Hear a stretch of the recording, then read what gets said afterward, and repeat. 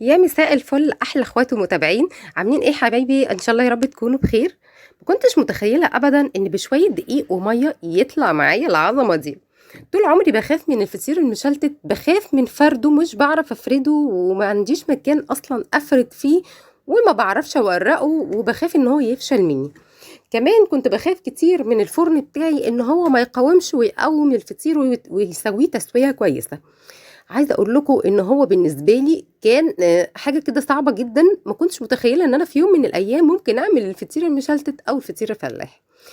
هوريكم النهارده بطريقه عبقريه هنعمل الفطير. لو عندك 100 فطيره هتنجزيها في ثواني. سمي بسم الله وصلي على رسولنا الكريم. تعالي نشوف هنعمل ايه. معايا هنا نص كيلو من الدقيق، حطيت عليهم معلقه صغيره من الملح، ومعايا كوبايه ونص من الميه. طبعا بنزل بالميه شويه بشويه على حسب الدقيق بتاعك ما بياخد. جميل. بتفضلي تعجني كده وبتضيفي الميه شويه بشويه.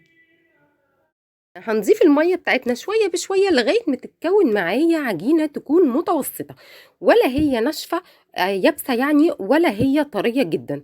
عجينه الفطير يا جماعه بتكون عجينه يعني الى حد ما وسط يعني. هنا بقى هتفضلي تعجني، والعجن هنا هو دي حاجة مهمة جدا في الفطير ومن أهم الخطوات الصراحة. طيب، هنا هقولك على تكاية بسيطة جدا هتسهل معاكي العجن قوي وهتخليكي تحبيه قوي بصراحة يعني. من وقفتنا في المطبخ بنتعلم حاجات كتير، يعني مش شرط ان حد يعلمها لك. هتعجني، ولو العجينة لقيتيها قاسية معاكي وان انت مش قادرة تتحكمي فيها ومش قادرة تعجنيها، هتعملي ايه؟ هتسيبيها دقيقتين وترجعي لها تاني. دقيقتين وارجعي لها تاني هتلاقيها بقت طرية معاكي وجميلة جدا. هنا انا بعد ما عجنتها كويس هسيبها ترتاح. تعالوا بقى نشوف الماده الدهنيه بتاعتنا. جبت كده كل الماده الدهنيه بتاعتي عباره عن 200 جرام. انا استخدمت زبده نيوزيلندي، واستخدمت معلقه كده كبيره من السمنه البلدي. لو عندك اي نوع سمنه من السمنه العلب هتنفع وجربيها وهتبقى على ضمانتي والله، وبجد ربنا هيحلي الحاجه اللي هتعمليها. ربنا يحسن ما بين ايدينا وما بين ايديكم. عندك سمنه بلدي تمام، عندك زبده فيرن، عندك زبده بلدي، زبده نيوزيلندي، كل ده هينفع. انا عملت خليط من الزبده والسمنه البلدي تمام كده. وهنا هجيب رشه كده من الدقيق خفيفه جدا، حاجه بسيطه قوي لا تذكر، وهبتدي افرد بالنشابه او بالفراده بتاعتي بسمك تقريبا نص سنتي. حلو كده، مش رفيع قوي، فرد عادي خالص كده يعني. بصوا الطريقه سهله جدا ازاي. وبفرد طبعا في مكان صغير على رخامتي ومش اكتر من كده. هنا بقى انا كنت طبعا بالمعلقه كده وبدات ان انا اطري الزبده بتاعتي. طبعا دي الزبده بدرجه حراره الغرفه، عادي خالص يعني.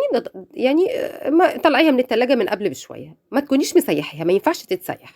قلبتها مع السمنة وهدهن بقى. وهنا اوعي ابدا انك تستخسري، كتري وما تستخسريش. خلي طبقة الدهن اللي انت هتحطيها دي، المادة الدهنية، تكون طبقة حلوة كده.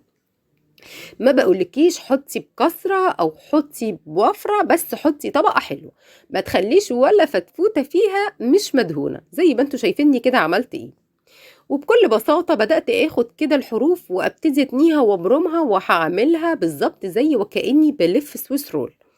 تمام. بصوا سهلة جدا معايا ازاي، ما بهدلتش الدنيا، ما وسختش حواليا كتير. زي ما انتوا شايفين اهوت الموضوع قدام منكم، ولا اسهل من كده. هلفها بقى كده زي السويس رول بالظبط. وهبتدي اقفل بقى الجزء اللي تحت ده كده، هقفل على الزبده والسمنه بتاعتي، عشان بس يعني ايه، لمجرد ان هي ما تخرجش يعني. وزي ما انتم شايفين طبعا هي عشان كريمي فما بتخرجش معايا. حلو كده. هنا بقى هجيب معايا هنا الصينيه او طبق ايا كان، هدهنه كده دهنه من الزيت خفيفه خالص.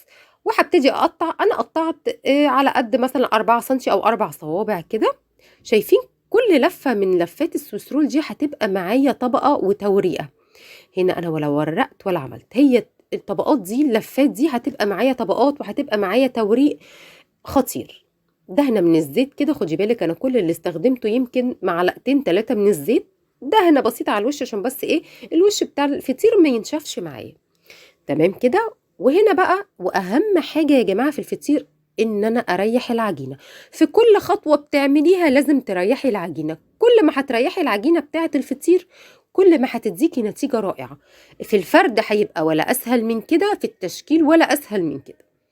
بعد ما كده غطيته طبعا بكيس تلاجة او بايا كان، وبسيبه يرتاح شويه كمان. هبتدي رشه بسيطه جدا من الدقيق، ما تكتريش ابدا في الدقيق. وهبتدي افرد بقى، ما عندي كده طبعا اللي هي الفراده الصغيره دي، او بايدك، هي مش محتاجه ابدا يعني، هو الموضوع سهل جدا، بايدك كده اهوت هتلاقيها مشيت معاكي وبقت زي الفل. هفرد كده زي ما انتم شايفين على يعني تنسيمه بسيطه من الدقيق. بصوا كده معايا، دول ال 200 جرام اللي انا كنت استخدمتهم، فاضل منهم الجزء اللي انتم شايفينه ده. باخد قطعه كده بسيطه على ظهر المعلقه او الاسباتولا، وببتدي ادهن في النص كده، دهنه هنا بقى خفيفه، وهبتدي الف كده على السمنه او الزبده بتاعتي، واعملها كده اهوت على شكل كوره. هقفل على السمنه بتاعتي وهسيبها بقت كوره اهي زي ما انتم شايفين. هبتدي اسيبها برضو ترتاح، وطبعا هغطي الوش عشان ما ينشفش مني. وهكذا هكرر نفس الموضوع بتاعي بنفس الطريقه. انا بكرر كام مره عشان تشوفوا، واللي ما خدش باله من اول مره يشوف معايا تاني مره.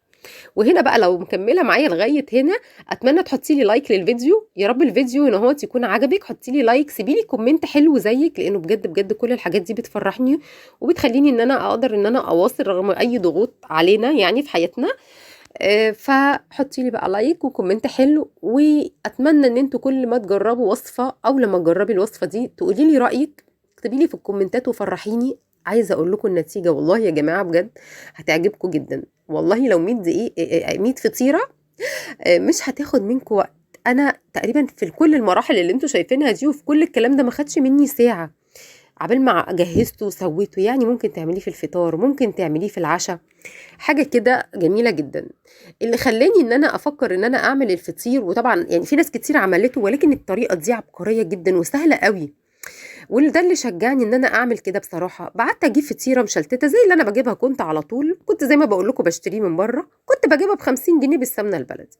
بعدت اجيبها والله يا جماعه لقيتها وصلت ل 120 جنيه، ب 120 جنيه فطيره مشلتته ولوحدها، يعني لسه ما جبتش حاجه تانية تتاكل جنبها.